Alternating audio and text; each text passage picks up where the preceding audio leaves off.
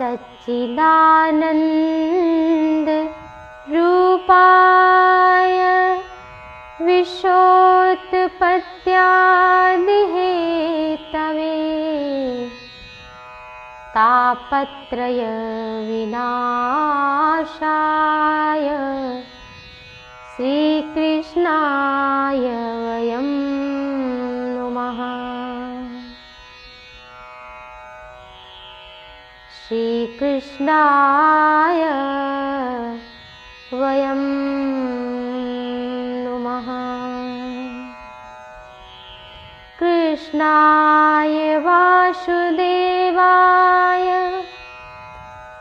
हरये परमात्मने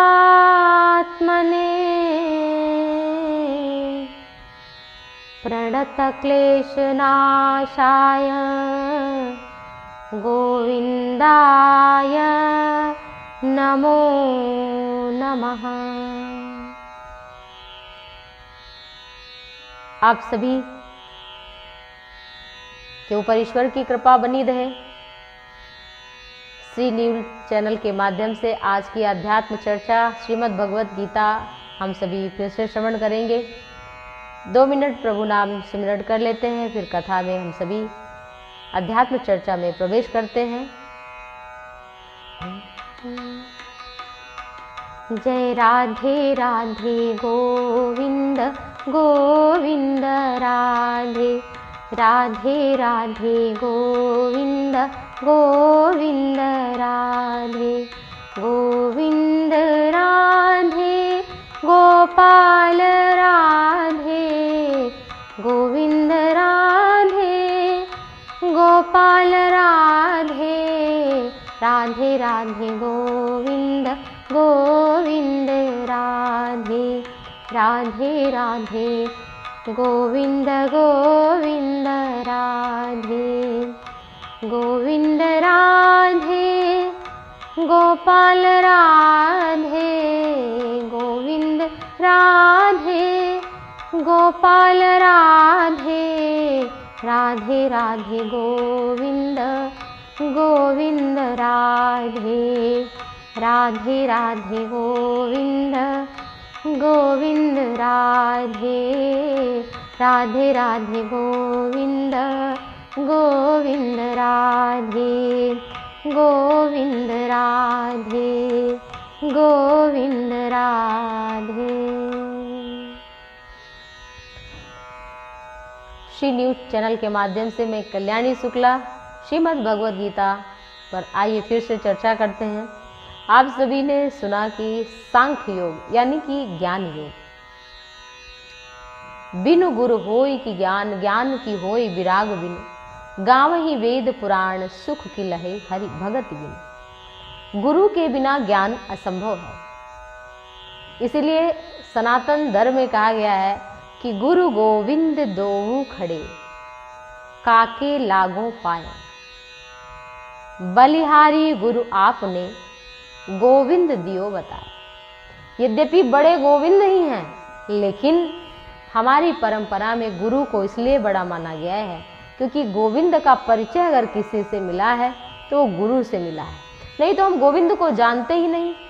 इसलिए परिचय कराने वाला बड़ा है, वहां तक पहुंचाने वाला बड़ा है। तो अर्जुन को भगवान ने जब गीता का उपदेश दिया और कहा, अर्जुन अगर तुम युद्ध नहीं करोगे तो तुम्हें अपयश लगेगा, और अपयश वाले व्यक्ति को एक एक दिन जीना कठिन होता है। तो हे अर्जुन अगर तुम युद्ध में मारे जाओगे तो स्वर्ग मिलेगा, और अगर जीते रहोगे तो धरती का भोग करोगे। तो भगवान ने कहा कि सुख दुखे समे कृत्वा लाभा लाभौ जया जयो ततो युद्धाय युज्यस्व नैवं पापम वाप्स्यसि। भगवान ने कहा कि जीवन में या तो हानि होती है या लाभ होता है, या विजय मिलती है, जीत होती है, या पराजय मिलता है, या सुख मिलता है या दुख मिलता है, जन्म होता है और मृत्यु होती है। ये तो जीवन का वास्तविक सत्य है। और इससे अगर कोई ये सोचे कि हमें सदैव सुख ही सुख मिलता रहे? जरा सोचिए, एक व्यक्ति है सोचता है कि हम, अच्छा बताओ, कोई व्यक्ति इसलिए थोड़ी ना काम करता है कि हमें जीवन में कभी दुख मिले। कोई व्यक्ति इसलिए भोजन नहीं करता कि हमें बुखार आ जाए, हमारा पेट खराब हो जाए।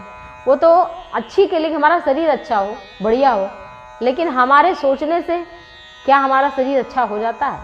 कभी कभी हमारा प्रयास भी हमारे कर्म फल के भोग प्रारब्ध बनकर जब आता है तो फिर परिस्थितियां अपने आप विपरीत हो जाती हैं और हम अच्छे के लिए करते हैं, खाते हैं और शरीर में व्याधि उत्पन्न हो जाती है। इस संसार में हर व्यक्ति सुख पाने के लिए ही कर्म कर रहा है, लेकिन हमेशा उसे सुख मिले यह संभव है? असंभव। कोई व्यक्ति अगर यही सोच ले कि हमेशा हमें दुख मिले, ये भी असंभव। लेकिन जो अज्ञानी जन होते हैं, जिन्हें ज्ञान नहीं होता है, ज्ञान है परंतु उसको जगाने वाला सोया हुआ है, सुषुप्ति अवस्था में है तो, लेकिन उसको हम पहचान नहीं पा रहे हैं। हमारे पास चीजें लेकिन वो खोई पड़ी हैं, और जब कोई चीज खो जाती है तो व्यक्ति परेशान होता है। परेशान हम इसीलिए हैं क्योंकि हम ज्ञान में नहीं हैं, भगवान में नहीं है, ईश्वर तत्व को नहीं, उनका अनुभव नहीं कर पा रहे हैं। तो इसलिए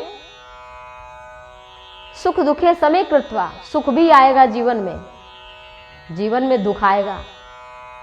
तो सुख में बहुत हर्षित नहीं होना है और दुख में रोना नहीं है।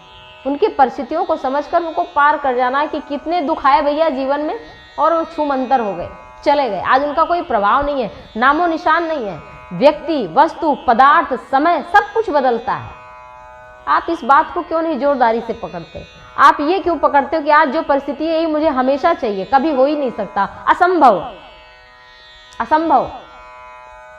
ये ब्रह्मा के वश में भी नहीं है। ब्रह्मा, ये आप तो छोड़ दो, आप तो मनुष्य हो, हम मनुष्य हैं, हमारी बात जाने दो। ये स्वयं ब्रह्मा जी के वश में भी नहीं है कि वो एक जैसी स्थिति किसी को दे पाए। वो स्वयं के लिए भी नहीं दे सकते हैं। एक स्थिति केवल भगवान की, परमात्मा ऊपर परब्रह्म की होती है बस। सूर्य भी कभी निकलता है तो एक समय आता है कि वो ढल जाता है। सबका समय है, सुख दुख आएगा, लेकिन उन परिस्थितियों को समझकर जीना है। मृत्यु हो जाए तो भी सम बने रहो, हानि हो जाए तो भी सम बने रहो, कभी लाभ हो जाए तो भी सम बने रहो। उछलो मत, कूदो मत, बहुत उसमें प्रसन्नता का अनुभव मत करो। दुख आ जाए तो बस जरा सा कुछ बिगड़ा, व्यवसाय में कमजोरी आई या धन थोड़ा चला गया, बस एकदम मारे टूटे पड़े हैं। आप क्यों बदल रहे हो? आप तो वही हो ना, तो उसी परिस्थिति में क्यों नहीं जी रहे हो? तो ब्रह्मा जी भी वो स्थिति को नहीं दे सकते। कर्म प्रधान विश्व करी राखा, जो जस करे सो तस फल चाखा। तो सुख दुखे समय कृत्वा, इसलिए भगवान कहते हैं कि समता में रहो तुम। समता मतलब एक समान। ये स्थिति अगर आप में कायम हो गई, आपने इसको जीत लिया, इस चीज को समझ लिया, जी लिया, तो कोई बुरी से बुरी परिस्थिति भी आपको विचलित कर ही नहीं सकती, असंभव। अगर आप धर्म पर चल रहे हैं तो आप, भगवान भी आपका कुछ नहीं बिगाड़ सकते, मनुष्य की कौन कहे। भगवान की भी क्षमता नहीं है कि आपका बुरा कर सके। धर्मो रक्षति रक्षिता, धर्म ही आपकी रक्षा कर रहा है। इसलिए इनके वश में नहीं होना, इनको अपने कंट्रोल में ले लेना, अपनी मुट्ठी में बंद कर लेना है इनको। किसको? सुख दुखे समय कृत्वा लाभा लाभौ जया जयो। इसी को सोचकर हे अर्जुन इस महाभारत के युद्ध को करना है, और इसी को सोचकर हमें जीवन का ये युद्ध लड़ना है। बहुत बड़ा युद्ध है, बहुत बड़ा हम सबके जीवन का युद्ध है। और जब से हम पैदा होते हैं मृत्यु पर्यंत तक हम लड़ते रहते हैं अनेक प्रकार की परिस्थितियों से, और हर क्षण परिस्थितियां, हर क्षण मन बदलता है। हमारी बुद्धि तो इतनी कमजोर है, कल हमने क्या सोचा था आज हमें वो याद नहीं है, और आज हम इसी बुद्धि पर अहंकार और अभिमान कर बैठते हैं। तो बात समझने की है, युद्ध में भगवान लगा रहे हैं, लेकिन वो युद्ध अर्जुन के लिए नहीं है, वो युद्ध तो हमारे लिए है। ततो युद्धाय युज्यस्व नैवम पापम वाप्स्यसि। तो भगवान कह रहे हैं अगर तू इस चीज को समझ लेगा, फिर तू युद्ध करेगा ना, तो तुझे कोई पाप वाप नहीं लगेगा। हर आदमी पाप से डरता है, लेकिन पाप वही कर सकता है जो कामना से युक्त होता है, जो निष्काम हो जाता है, जिसके भीतर कोई कामना ही नहीं है वो कोई गलत काम कर ही नहीं सकता। तो भगवान कहते हैं ज्ञान का उपदेश करते हुए कि हे अर्जुन तू जाग। और कहते हैं भगवान कि योगस्था कुरु कर्माणि संगम त्यक्त्वा धनंजय सिद्धय सिद्धयोः समो भूत्वा समत्वं योग उच्यते।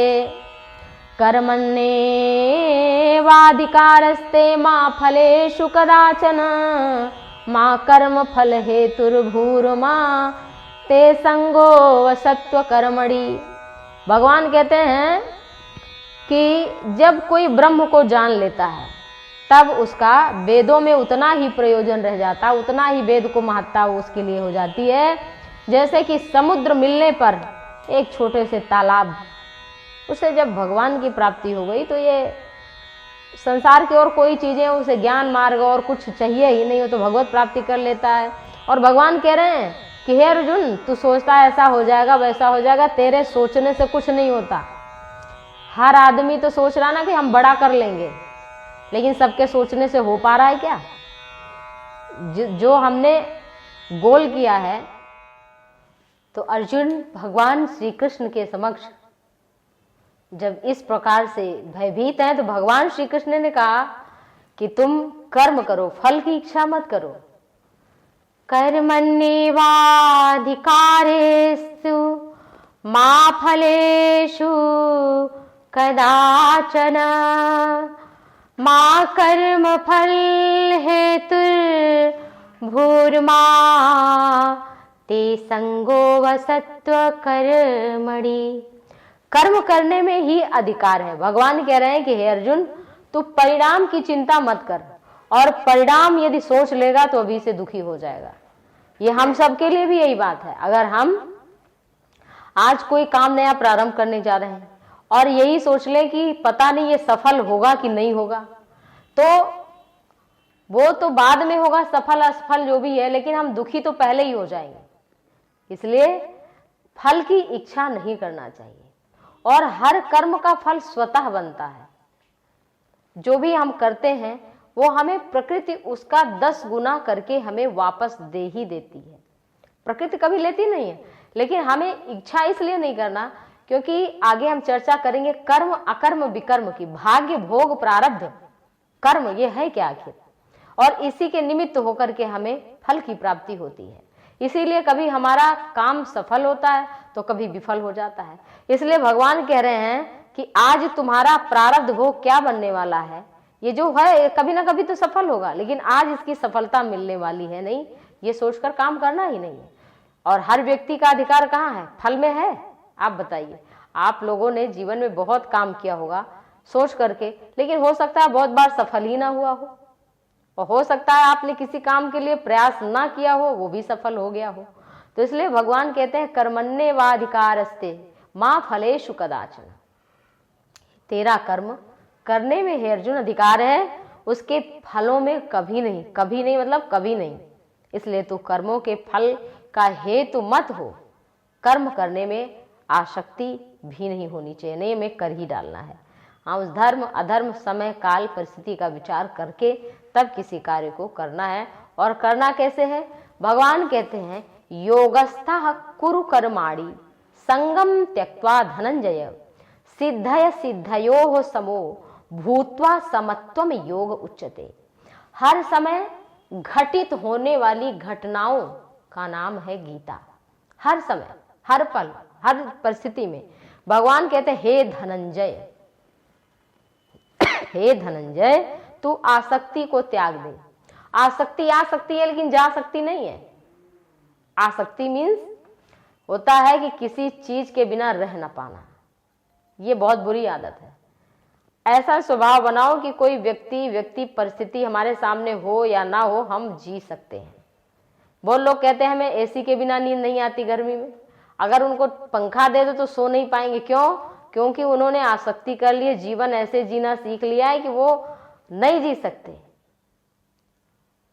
अगर अच्छी उनको परिस्थितियां ना मिले तो लोग तपस्या की बात करते हैं। अरे तपस्या तो कलिकाल में मन कर्म वाणी की है। आप इतनी तपस्या कर लो तो बहुत है। लोग तंबाकू खाने वाले तंबाकू नहीं छोड़ पाते हैं, और तपस्या की उनसे क्या बात की जाए। एक शराब पीने वाला आदमी शराब नहीं छोड़ सकता, इतना आसक्त हो गया है। वो धन कमाने में इतना लोलुप हो गया है कि वो बेईमानी का विचार ही नहीं करता। वो उसे पैसा चाहिए कैसे भी आए, क्योंकि आसक्ति हो गई है। और आसक्ति बहुत बुरी चीज है और इसी से दुख का जन्म होता है। तो भगवान कह रहे हैं योगस्थः कुरु कर्माणि, योग में स्थित होकर के तुम सिद्धि असिद्धि में समबुद्धि रहे। ये कितनी जरूरी बात है हम सभी के लिए। मान लीजिए हमने बहुत पढ़ाई की, हमने बहुत एग्जाम में गए लेकिन हम फेल हो गए। हम बहुत अच्छे थे पढ़ने में लेकिन हमने जो क्वेश्चन पढ़ा वो आया ही नहीं। तो इसका मतलब आपने ऐसा तो नहीं कि पढ़ाई की ही नहीं, लेकिन आपने जो नहीं पढ़ा वो आ गया। तो आप उसमें भी कि नहीं हम कुछ नहीं हो सकता हमारा, ऐसा नहीं है। अब्दुल कलाम थे, वो कितनी बार असफल हुए लेकिन वो क्या से क्या बन गए। तो कभी कभी विफलता भी बहुत बड़ी सफलता लेकर आती है। जरूरी नहीं कि आपके अनुकूल, आपके सोचने के हिसाब से उस समय का भी प्रतीक्षा करना पड़ता है। तो इसलिए भगवान कह रहे हैं कि योग में स्थित हो जाओ। और योग का मतलब है समबुद्धि।